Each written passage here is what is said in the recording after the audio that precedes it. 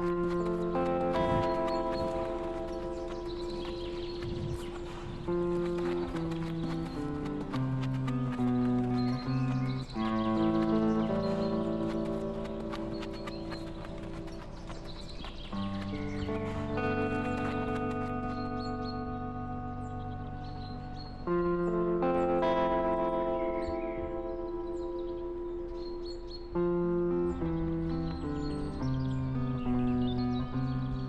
jour, il y a un propriétaire qui propose à Étienne de lui mettre un cheval à retravailler.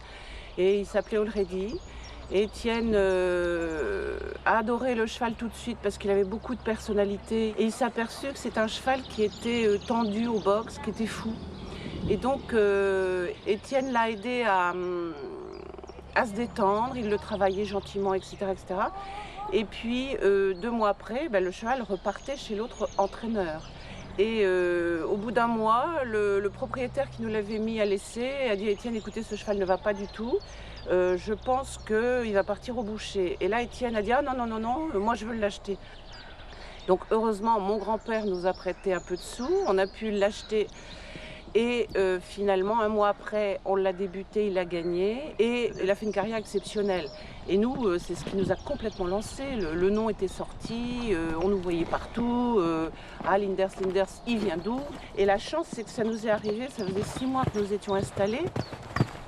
Et donc, ça nous a positionnés dans ce métier-là. Et financièrement, ça nous a permis de tenir, quoi. C'était vraiment... C'est la rencontre d'une vie, ça.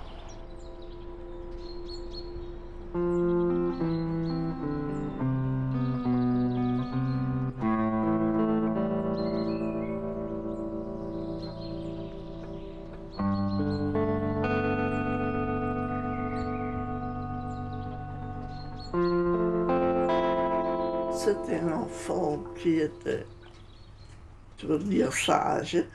Il aimait beaucoup des bêtes, et on avait des vaches, des chevaux et tout ça. Il était toujours dans l'étable quand il lavait ses côtes. Il connaît toutes les vaches comme ils étaient des vaches avec des papiers. Ils avaient chacun leur nom. C'est Étienne, tout petit, qu'il allait avec le vétérinaire dans le prairie.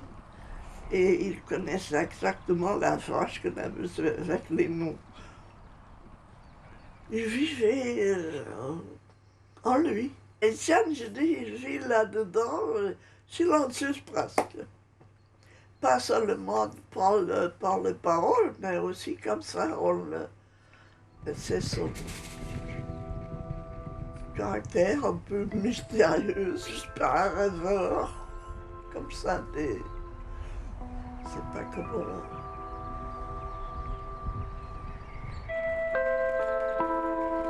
Mon père est très patient. Bon, c'est l'expérience qui fait ça, mais je pense que c'est dans son caractère. Ça a toujours été comme ça, d'être très patient et de croire énormément dans les chevaux.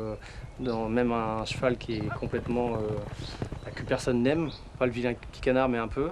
Son premier cheval, Already, c'était ça. Et c'est en fait de toujours croire qu'un cheval est capable de plus.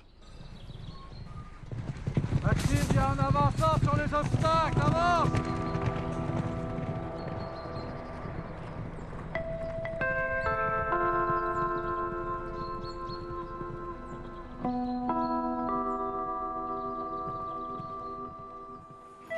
Enfin voilà, c'est mon idole, quoi. J'aimerais faire comme lui et plus, si possible. Mais déjà faire ce qu'il a fait, ça me plairait assez, ouais.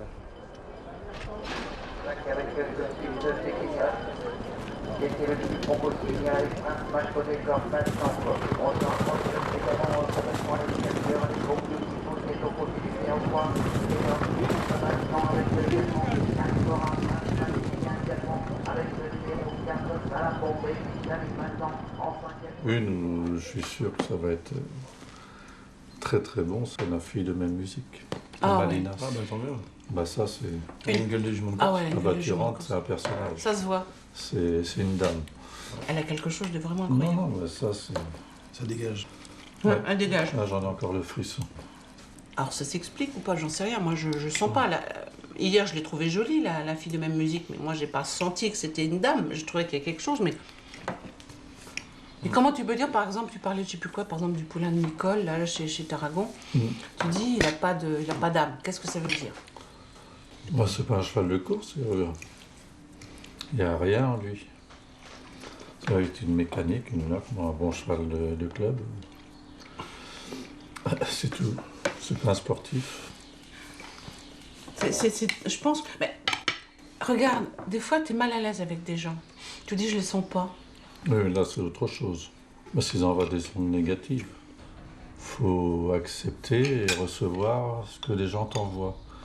Et après, quand tu l'envoies, tu l'interprètes et puis hop, tu... Mais c'est dans la sensation qu'on approche les chevaux.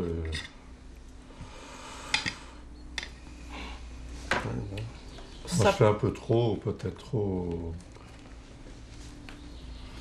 trop libre, moi, dans tout ce que je fais. Il faut qu'il y ait du plaisir. Quand j'ai plus de plaisir, je m'en vais. J'abandonne le navire. Il faut que j'ai du plaisir pour pouvoir progresser.